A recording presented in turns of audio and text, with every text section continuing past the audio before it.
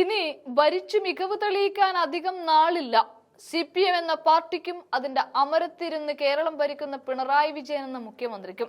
കഴിഞ്ഞ 10 വർഷമായി കേരളം ഭരിക്കുന്ന LDF മുന്നണി താറുമാറാവുന്ന കാഴ്ചയാണ് ഓരോ ദിവസവും നമ്മൾ കണ്ടുകൊണ്ടിരിക്കുന്നത്. ഇവിടെയാണ് തദ്ദേശ തെരഞ്ഞെടുപ്പ് അടക്കം വരാനിരിക്കുന്ന സാഹചര്യത്തിൽ 7 മന്ത്രിമാർ ഒറ്റയടിക്ക് ഒന്നിനു പിറകെ ഒന്നൊന്നായി വീണു പോകുന്നത്. മന്ത്രി റിയാസ് തുടങ്ങി വെച്ച കുഴിയിൽ വീഴൽ യജ്ഞമാണിപ്പോൾ അവസാനമെന്ന് പറയാൻ പറ്റുമോ എന്നറിയില്ല. എങ്കിൽ പോലും കായിക മന്ത്രി കൂടി അതിൽ വീണിരിക്കുന്നത്.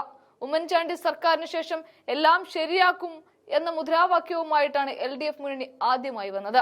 രണ്ടാമത്തെ തവണ ഉറപ്പാണ് LDF എന്നായിരുന്നു മുദ്രാവാക്യം. ഒന്നും ശരിയായില്ല എന്ന് മാത്രവുമല്ല, യാതൊരു കെട്ടുറപ്പുമില്ലാതെ കെട്ടിടങ്ങൾ അടക്കം തകർന്നു വീഴുന്ന തരത്തിൽ തരം താണില്ലാതായി പോവുകയാണ് ഈ 10 വർഷത്തെ ഭരണം. അതാണ് ഈ 10 വർഷത്തെ ഭരണ നേട്ടവുമായിട്ടും നമുക്ക് പറയാൻ കഴിയുന്നത്. ഒടുക്കം മന്ത്രി വീണ ജോർജ് പറഞ്ഞു എല്ലാം സിസ്റ്റത്തിന്റെ കുഴപ്പമാണ് എന്ന്. ഇവിടെയാണ് 7 മന്ത്രിമാരും വീണടിയുന്നത്. സ്കൂൾ കെട്ടിടത്തിൽ നിന്നും ഷോക്കേറ്റ് വിദ്യാർത്ഥി മരിച്ചു. കീം പരീക്ഷാ നടത്തിപ്പിലെ ക്രമക്കേട്, VC നിയമനത്തിലെ പിഴവ്, ഇതെല്ലാം കാണിക്കുന്നത് ശിവൻകുട്ടി എന്ന വിദ്യാഭ്യാസ മന്ത്രിയുടെ കീഴിൽ ഈ വിദ്യാഭ്യാസ രംഗം താറുമാറായി എന്ന് തന്നെയാണ്.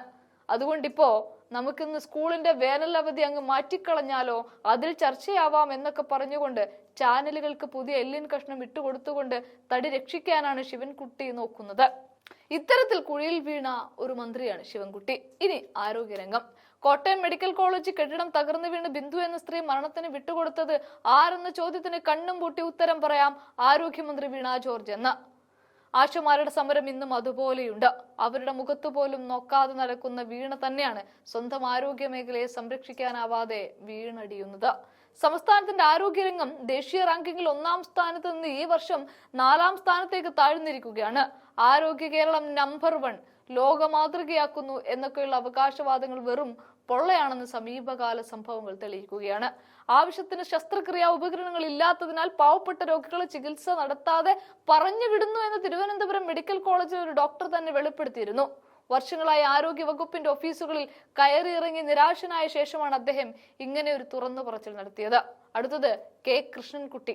ഈ മഴക്കാലത്ത് എത്ര പേരാണ് KSCBയുടെ അനാസ്ഥ മൂലം ഷോക്കേറ്റ് മരിച്ചത്. വലിയ പ്രതിഷേധം തന്നെ നമ്മൾ ഈ വിഷയത്തിൽ കേരളത്തിൽ കണ്ടു. ഇനിയോ വന്യമൃഗങ്ങൾ കാടുവിട്ട് നാട്ടിലേക്ക് ഇറങ്ങി കൂരയിൽ കിടന്നിറങ്ങുന്ന കുഞ്ഞിനെ വരെ കടിച്ചെടുത്തുകൊണ്ടാണ് പോകുന്നത്. ആനകളുടെ ആക്രമണത്തിൽ കൊല്ലപ്പെടുന്ന ഒട്ടനവധി പേർ.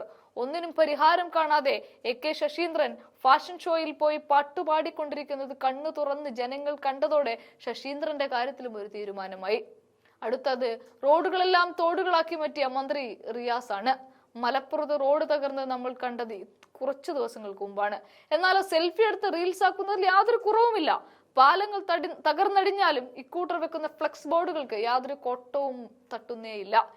ഇനിയോ മെസ്സി വരും എന്ന് പറഞ്ഞൊരു കായിക മന്ത്രി ഇന്നിപ്പോൾ കൈ മലർത്തുകയാണ്. ഒരു മെസ്സിയും വരാൻ പോകുന്നില്ല. പിന്നെ പറയാനുള്ളതാണ് ഒരൊന്നൊന്നര വകുപ്പിന്റെ ചുമതലക്കാരനായ മുഖ്യമന്ത്രി. ഈ അടുത്താണ് ഗോവിന്ദച്ചാമി എന്ന കൊടും ക്രിമിനൽ ജയിലിൽ ചാടിയ ജയിലിന്റെ മേധാവി ആരാണ് എന്ന് ചോദിച്ചാലും അതും മുഖ്യനായ മന്ത്രി പിണറായി വിജയനാണ്. ഇത്തരത്തിൽ ഭരണത്തിന്റെ അനാസ്ഥ മൂലം കേരളത്തിന്റെ സിസ്റ്റം മൊത്തത്തിൽ തകരുകയാണ്.